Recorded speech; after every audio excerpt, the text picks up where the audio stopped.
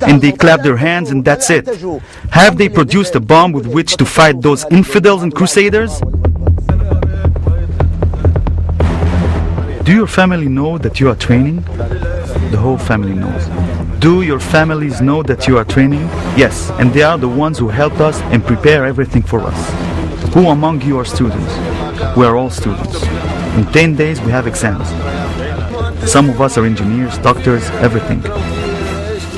Of course, it is convenient and safe to train suicide bombers in places where terrorism is openly supported, such as the Palestinian Authority and South Lebanon. In many Muslim countries, and in the countries of Europe and Southeast Asia, the cultural mediums for recruitment are secret societies that function around mosques and are akin to small cults. You go to the mosque, listen to the Friday prayer, and you return a bundle of nerves, feeling hostile towards civilization and society. Who turned Al-Zarqawi into a criminal murderer? Who? He was just a little boy crawling into his mother's arms. But then, out of his love of religion and the mosque, he began to go to the mosque, and the Imam got hold of him and turned him into what he is. He didn't emerge from his mother's womb as a murderer or as someone who makes car bombs and so on. Allah be praised, we are few. But we have thousands of students who want to commit martyrdom. But we won't be the ones to start it. If the government starts it and attack us, we will attack them, Allah willing, with martyrdom operations. As of late, terrorist organizations are using the internet very effectively. The number of Islamist websites is skyrocketing. Muslim youth often fall under their influence.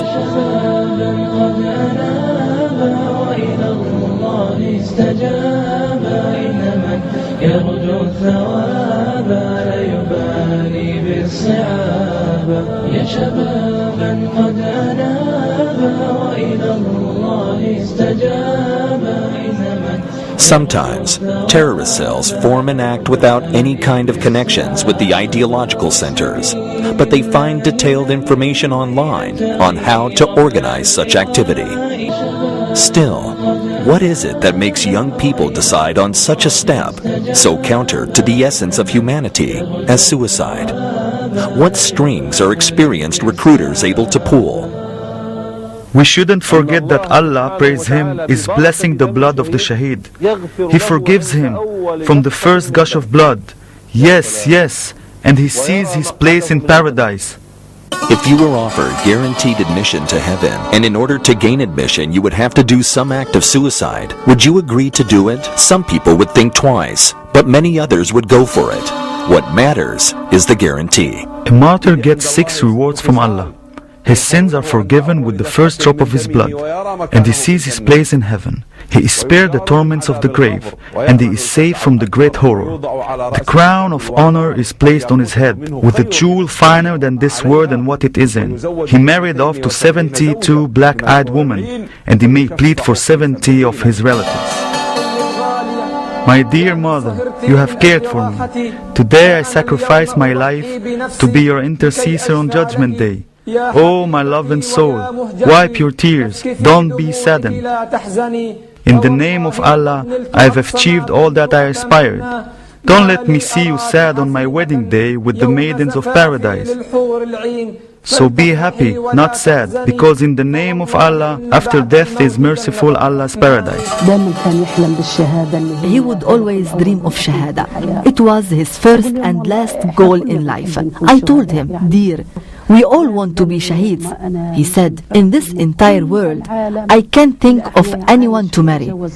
I don't think of any girls of this world to marry. I want to marry the dark-eyed virgins of maidens of paradise. I said, if these are his thoughts, I wish him Shahada. Allah be praised. I thank Allah for being the mother of a martyr. To be honest, I am angry and tormented, and the sadness in me is the sadness of every mother who lost a son. But the pride of martyrdom, by Allah, I hope there will be more martyrs, that every day a martyr will die. I hope to see many martyrs. It makes one happy. There is a hidden something that makes you happy. I don't know what it is. It's from Allah. Although this is connected to a mother's feelings. Why? Because I love my son and I want to choose the best for him. And the best is not life in this world. For us, there is the afterlife, the eternal bliss. So if I love my son, I will choose eternal bliss for him. From when I just married him, I expected his martyrdom at any minute. When we had 3 children, I told him that he was taking his time. I didn't expect to live with him for 5 years. Doha, you love Mama, right? Where did Mama go? To paradise. What did Mama do? She committed martyrdom. She killed Jews, right? How many did she kill, Muhammad? How many Jews did Mama kill? This many. How many is that? 5. My mother, instead of me, you carried a bomb in your hands. Only now, I know what was more precious than us.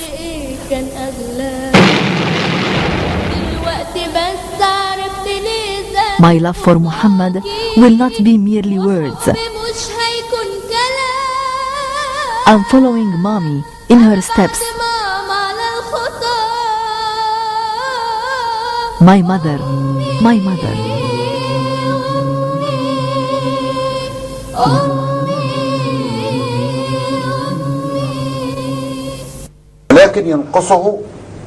The only thing they need is to reach paradise by means of defense and martyrdom for the sake of Allah. Around 50% of potential suicide bombers cite the main reason as being the desire to reach paradise, and the rest would not go down this path. Every person has their own impression of what heaven is like. Everyone wants the land of eternal bliss to feature the incarnation of their dream, to have everything they do not have in their ordinary life. For a Bedouin in the hot sun, this is a shadowy garden in an oasis, flowing water, juicy fruit, and exotic birds.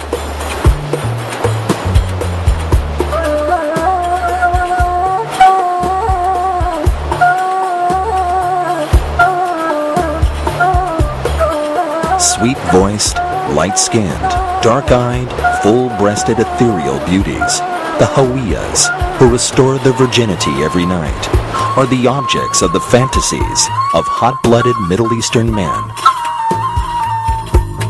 Women and girls dream of being beauties in paradise.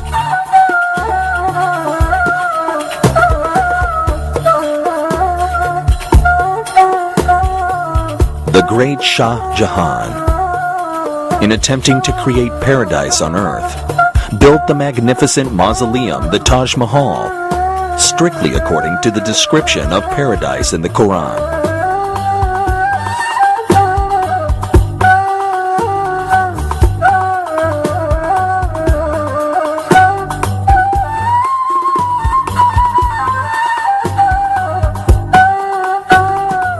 Many intellectuals and theologians in the Muslim world consider the description of paradise to merely be an allegory, in which the great mystery of becoming one with Allah is hidden.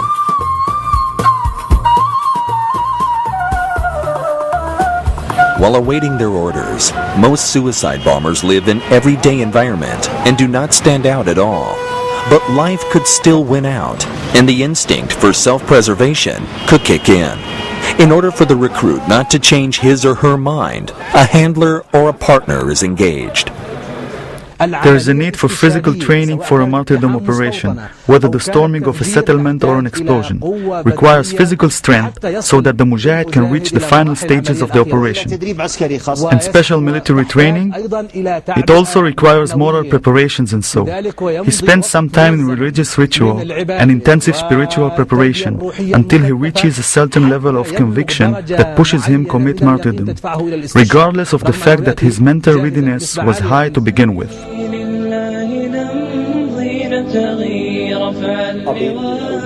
It is not that complicated. We produce primitive explosives, from which we make an explosives belt, a bag or something. You can get most of it easily these days. There is nothing special about it. The belt is like this shirt. You wear it and there is a button here. You push the button, that's it. All she had to do was to push a button. There's nothing to learn. In the period of waiting for orders, suicide bombers undergo what psychologists call double consciousness. Part of their personality is in the real world, and the other is striving towards another world, the afterlife.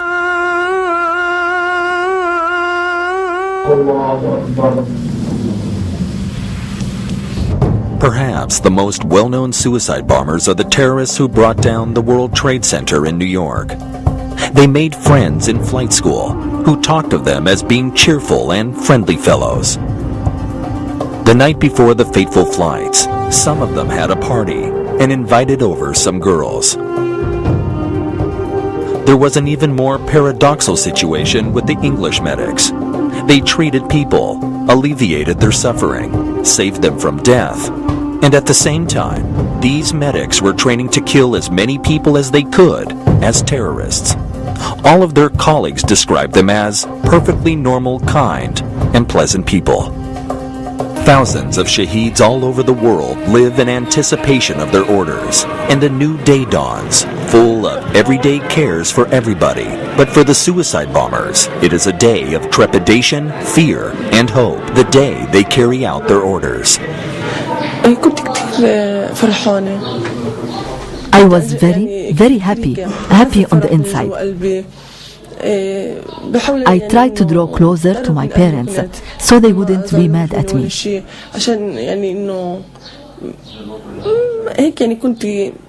I might have been a little confused, but not too much. The joy that filled me overcame everything else. What were you happy about? That I was going to become a martyr. Happy? Someone about to end his life is happy? But there is life after death. The psychological makeup is that of a person who loves life. So a martyr is someone who loves life? Of course, when he is martyred, he reaches the pinnacle of happiness. He reaches maximal ecstasy. You and I may never know such ecstasy. We feel happiness when we pray to Allah, or for example, when we win a large sum of money or have great success. You feel happiness, joy, as if you are flying, the maximal ecstasy and the maximal happiness. And I'm talking as a professional, as a psychiatrist. This person explodes and he feels he's flying because he knows for sure that he does not die. In a silence filled with tears, with a mother's warm longing, his mother hugged him goodbye at length, planting the parting kiss on his cheeks before their final parting, ordering him not to return to her except as a shaheed. The last moments of Nidal with her son, the youngest 17 years old Shahada seeker. Amjad rented an apartment in Jenin where people would sleep or be filmed before becoming martyrdom seekers. He gave me the key and left an explosives belt there. I went to the apartment, showed her the belt, and gave it to her. I filmed her in that apartment. He suggested going to Jerusalem. When I saw this wasn't possible, I told her, Jerusalem is too difficult. We were in the West Bank and would have to pass 10 checkpoints on the way. So I said it would be easier to get to Haifa. In Haifa, you could look for a military base and carry out your operation there.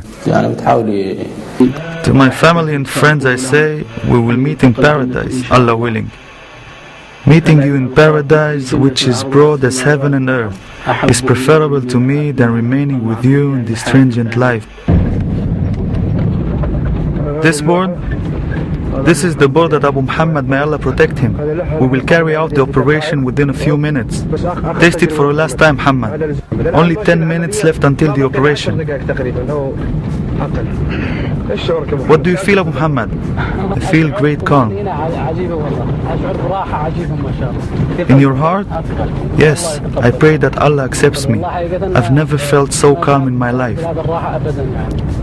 Can you see the American cars? Stop it, Sheikh. There are the American cars. Abu Muhammad, I can see you. Place your trust in Allah.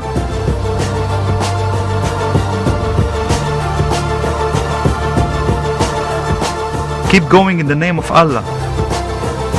They are about 200 meters in front of you. Move a little faster. They are in front of you now. Place your trust in Allah, Muhammad. Remember paradise, my brother. Remember paradise. I pray that Allah grants us an